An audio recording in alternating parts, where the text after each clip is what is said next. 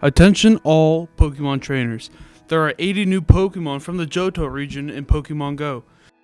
With the new update, there are many more customizations for your own trainer.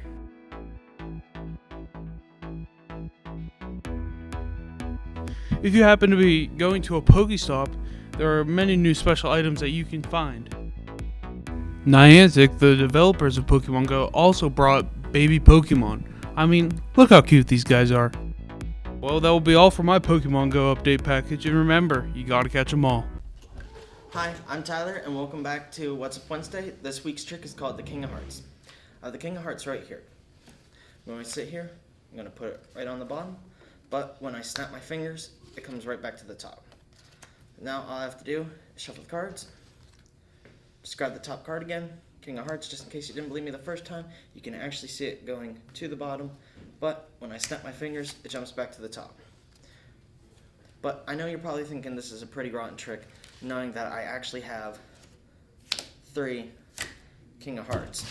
But to be honest with you, I'm not even using a King of Hearts. I'm actually using all Jokers.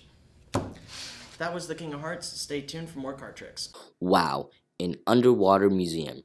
Ever think of that? A team of divers in Egypt are creating an underwater sculpture park they hope will one day transform itself into a new coral reef. These seabed sculptures are part of a project led by the I Dive tribe, a community of divers in Egypt who work to protect the marine. These seabed sculptures are part of a project led by the I Dive tribe, a community of divers in Egypt who work to protect the marine environment as well as teaching diving. The team wants their submerged museum to attract divers away from the Red Sea's endangered natural coral reefs, giving them a chance to rejuvenate. So far, they have 6 different sculptures, some of which are already supporting their own mini ecosystems of fish and coral. The materials chosen for the statues are chosen in a way that the coral reef, when it's propagating, is attaching itself into the statues, and they transform into a artificial reef. A Pennsylvania woman has some fun in the snow with her children by dressing in a dinosaur costume while shoveling. Local Pennsylvania woman Jill Carter Burns says that she's always loved watching videos online of people wearing inflatable T-Rex costumes and bought hers around Halloween. She posted videos of herself on Facebook on Halloween at her nephew's first birthday party and putting presents under the Christmas tree. And Facebook friends have been asking her for more, so she decided to do one with her shoveling. She says she thought it would be fun to see the reaction of the neighbors, and it sure was fun for her kids. Trump has only been in office for about a month, and he's already started changing things. DeVos is going to be talking about and enforcing. School choice is for every disadvantaged kid in the U.S. has an opportunity to attend public, private, charter, magnet, religious, or homeschool of the parent's choice. This will affect you because you are a public school teacher, and how does this make you feel? Well, I believe that every student should have a quality education, and as a public educator, I believe that here at Oil City that we do a very good job of educating our population. I will say that if someone was in a school that was continually underperforming and steps were taken to try to rectify that situation and things were not improving, maybe the safety of the school was not as up to the standard that the parents would like to, I think that they would probably have a right to have a choice for where their student would go, but I would like to keep that within the public school sector. Charter schools and cyber schools are not policed as strictly as public schools, which means that if their students don't perform as well as ours, which they do not across the board perform as well as 90% of public schools, then that's probably going to be an issue if a bunch of students start flocking to cyber schools and charter schools, which would in fact limit the number of students I teach, which would take away my job, which would make my family starve, and then I'm out of commission, which is terrible. So, yeah, I don't like her. I'm here with Mr. Best to talk about the Trans-Pacific Partnership. It has 12 countries that would have been able to share in perks of this free trade, reduction or elimination of tariffs, new rules for resolving trade disputes, and the renegotiation of subsidies for the manufacturing and agricultural sectors. Trump believes this will hurt American workers and undercut U.S. companies. His stance on trade is protectionist. He believes that the average American farmer and auto worker has lost out from the fact that labor is cheaper in developing countries. Mr. Best, How do you feel about it? Do you believe that he's making the right choice, or do you believe in the free trade?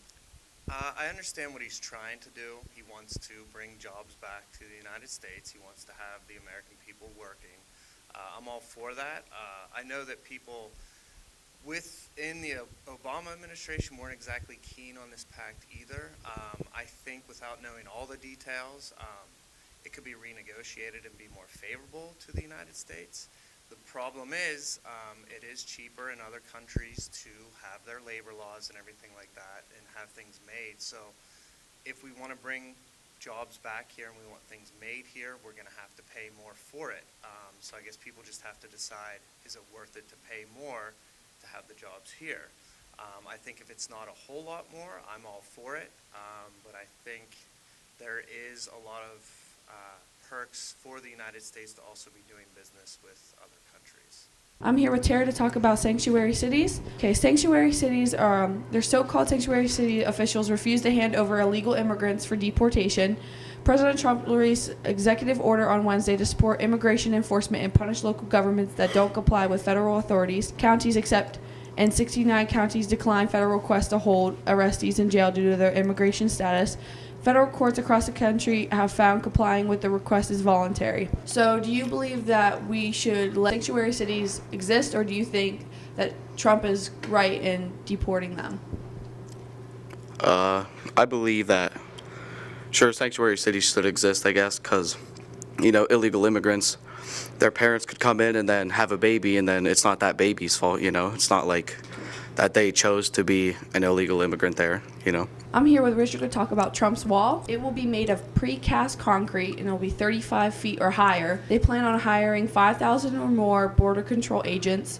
There will be ending the catch and release policies for illegal immigrants, and they will be reinstating local and state immigration enforcement partnerships. The wall will run about half of the border because of natural barriers, and Trump says it will cost about $8 to $12 billion, but the media says it will run from anywhere between $5.1 to $25 billion. So do you think Trump's wall is a good idea or bad? I mean, it would help keep immigration out, which I totally agree with, but in a way that's kind of wasting our money on something dumb, because how much it's going to cost. And when we could just have, we already have border control, I think that's honestly good enough. I'm here with Dion to talk about the Muslim ban, aka travel ban.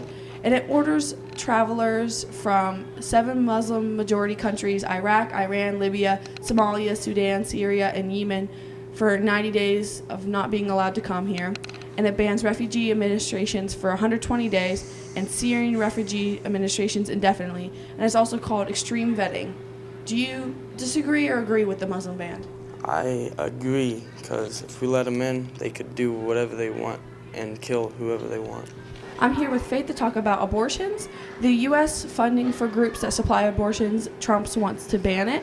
He wants states to decide whether abortion should be allowed or not, and he wants to defund Planned Parenthood, which only does 3% of abortions. He wants to reinstate Mexico City policy, which is a ban on federal funds to international groups that perform abortions, lobby to legalize or promote abortions. So, do you disagree or agree with abortions? I mean, I'm totally against abortion, but if you absolutely have to, then I'd say it should be allowed, because if you don't have money or not able to take care of it, then I think you should be able to do that. Now, whether you like Trump or not, we can all agree that he has lived up to his promises.